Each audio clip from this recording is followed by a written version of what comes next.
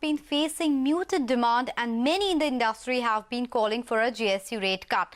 Now that has not happened so far, but the Finance Minister, as a part of the stimulus package, has slashed the corporate tax rates. Now earlier today, my colleague Parikshit Luthra spoke with Rajan Wadhera, the President of Society of Indian Automobile Manufacturers or SIAM, to understand what this does for the demand going forward. Take a look. I don't think this would address directly the slowdown that is there in the demand. It will definitely help improve the overall exports and also the Make in India objective of all of us in terms of inviting more investments into the country because of the concessions that have been given in the corporate rate tax that has been reduced. So direct demand generation is not possible.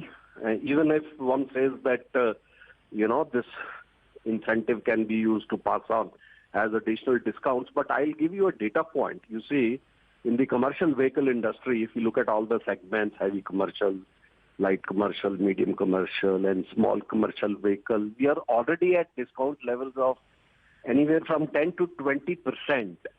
The big trucks have discounts going up to 7 to 8 lakhs, and hence any of the profits that we convert back into per vehicle discounts will max yield something like 0.5% additional discount.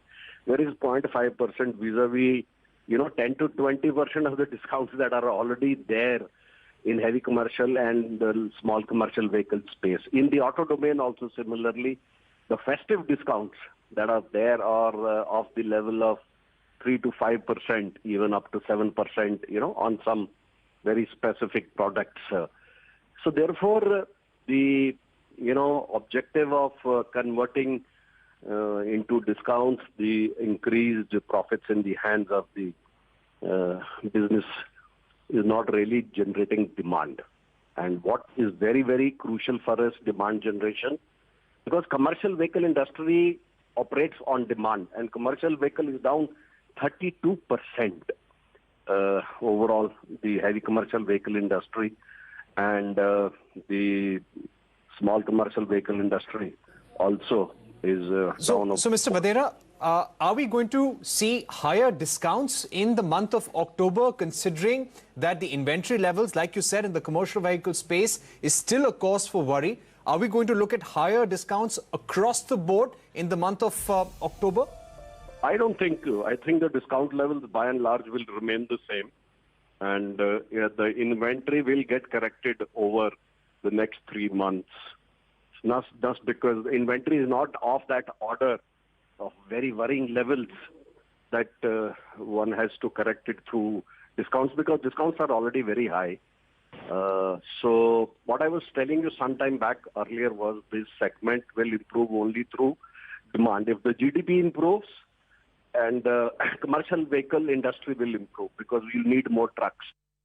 Okay, moving on, staying with the auto team then, and this is something that you as vehicle owners should be interested in. Don't be surprised if the motor insurance claim which you filed gets rejected by an insurance company. Now, the regulatory changes brought by the decision to issue long-term motor third-party policies last year would leave most two-wheelers and four-wheelers without a valid insurance policy. Yash Jain is joining us to explain exactly why. If you bought a new vehicle in September last year, that is September 2018, high possibility that you would be driving that vehicle without a valid insurance policy. To understand why am I saying that, let's just first put things in context and understand them.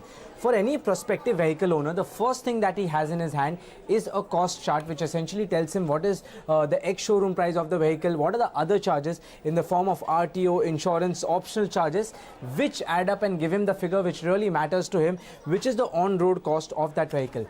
Now, the whole issue about most two-wheelers and four-wheelers having the issue of not having a valid insurance policy has come up because no proper disclosure, no proper understanding has been given about the insurance element which the vehicle owner gets charged for. What does it cover? What does it entail? What is the duration of coverage? So on and so forth. To understand that, let's just understand what a motor insurance policy really has. Two important elements in it. third party and own damage. A third party cover is a mandatory cover which essentially covers the legal liability arising out of damages which happen to the vehicle or the property of a third party, whereas own damage is an optional cover which covers the damages which happen to your own property, your two-wheeler, four-wheeler, let's say, which is involved in any accident. As far as industry contribution is concerned, third party premium contributes 50% to industry's total motor insurance premium. Own damage contributes around significant 40% to that total motor insurance premium. Now the most important question, which is why has this problem of the possibility of most two-wheelers and four-wheelers not having a valid insurance policy has come up in this year itself when it wasn't there for all these years. To understand that, we have to go back in September 2018 when, as per the directions of Supreme Court, the insurance regulator made it mandatory for insurance companies to sell long-term motor third-party policies. The long term was 3 years TP cover for four-wheelers and 5 years third-party cover for two-wheelers. Now, after this amendment, only two kinds of products could be sold in the market. The first one was a bundle policy which had 3 years TP cover and 1 year OD cover for four-wheelers and 5 years TP cover and 1 year OD cover for two-wheelers. The second policy was a comprehensive policy which had 3 years third-party and 3 years own damage for four-wheelers and 5 years third-party and 5 years own damage for two-wheelers. Now, of course, my conversation with industry sources tell me that about 80% of the total motor insurance policies sold in the month of September were in the form of bundle policy, which is that they were sold as a bundle of 3 years third party, 1 year own damage, and 5 years third party and 1 year own damage for four-wheelers and two-wheelers respectively. Now, to a vehicle owner, what was informed or what was communicated is that he's got a long-term policy for his four-wheelers which would last for 3 years and for two-wheelers which would last for 5 years. But technically, as far as the details are concerned, it's only the third-party element which lasts for 3 years or 5 years in case of four-wheelers and two-wheelers. But the own damage policy, which is the damages and the claims for his own vehicle, that expires within 1 year, which is in September 2019 if the policy was bought in September 2018.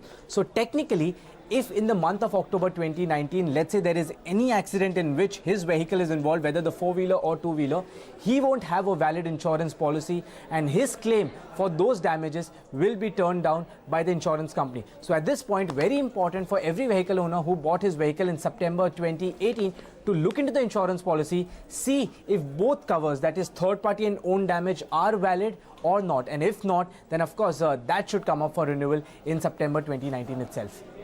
Okay, talking about some corporate action now, Rituparna Bhuyan spoke to PK Purvar, CMD of BSNL, on company's revival plans and communications held with government for the same. Listen in. BSNL has been able to pay its salaries to its all employees. There was a delay a little bit in the last month, but the money which has been arranged by the BSNL from its own resources and from its own revenue. So far as the revival plan is concerned, is the work in progress in the government. The discussions are taking place to finalize it quickly. And sir, also regarding the 4G spectrum, has there been any communication to you regarding administrative allocation of 4G spectrum to BSNL as of now?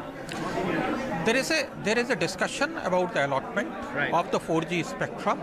This will be the part of the total revival plan.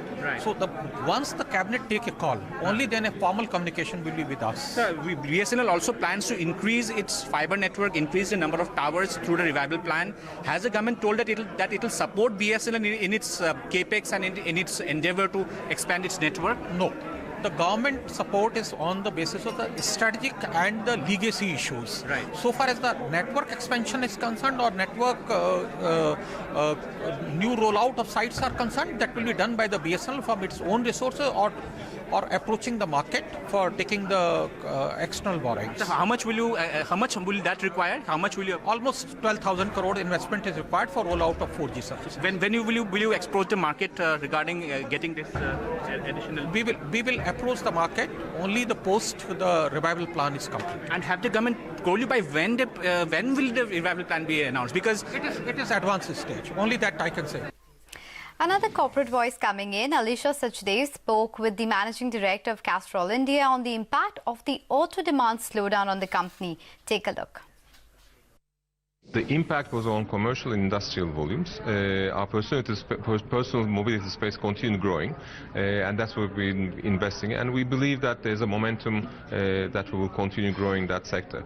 The retail sector, especially on the commercial side, has been impacted, and the industrial sector, of course, with the plant shutdowns and reduced production is an impact. But personal mobility, we're growing ahead of the market. We're increasing our market share, which is really good to see. Right, Mr. Thomas, like you did mention, there are plant shutdowns happening even now, and in the near future, it does look like they will continue for some more time. So, what is broadly your outlook for the second half of this fiscal? You did say, in your June quarter's outlook as well, that you do expect volumes to pick up. Is that something that you're sticking with now? So in the retail sector, especially on the personal mobility, we still are bullish about the volumes. Commercial and industrial will be, probably we'll see whatever the market is doing, we'll go with the market. Probably Q4, with all the austerity measures that we're seeing, we're more optimistic about Q4. But I think 2020 will be when the economy bounces back strongly. Right. Mr. Thomas, then would you say that you're operating in a sort of a tough market right now? Because crude prices also, after the attack on the Aramco facility, are a little on the higher side right now. So given all of that, how are you going to balance, volume growth going forward with also, risks to margins?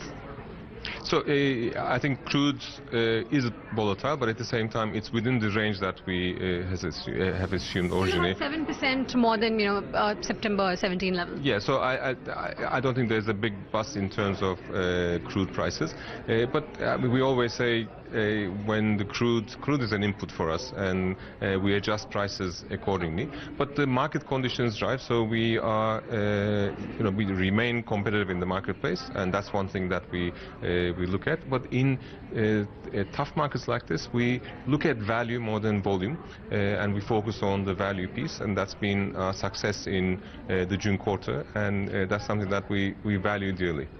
Right. Mr. Doman, with crude prices right now and currently, the trajectory they're taking at present, are you worried that prices might, take a hit going forward? Well, as I said, it's within range, so we're not. It's not a worry as of now. But I mean, we always respond to input increases as well as decreases. But actually, market forces drive our pricing decisions at the moment.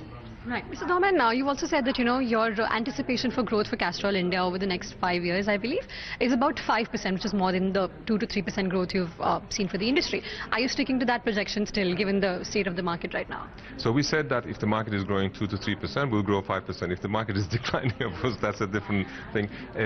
So we will continue growing ahead of the market, and we will, especially in the personal mobility, we said that we will. But do you want to scale down that 5% projection now? Well, again, coming back to what you said, if the market is declining, of course, the 5% growth will become ambitious. We always said we were going to be ahead of the market, 2 to 3%. On that note, we slip into a very short break. But as we do that, here's a look at the top stories on Money Control Pro today. The fine print in the corporate tax cuts.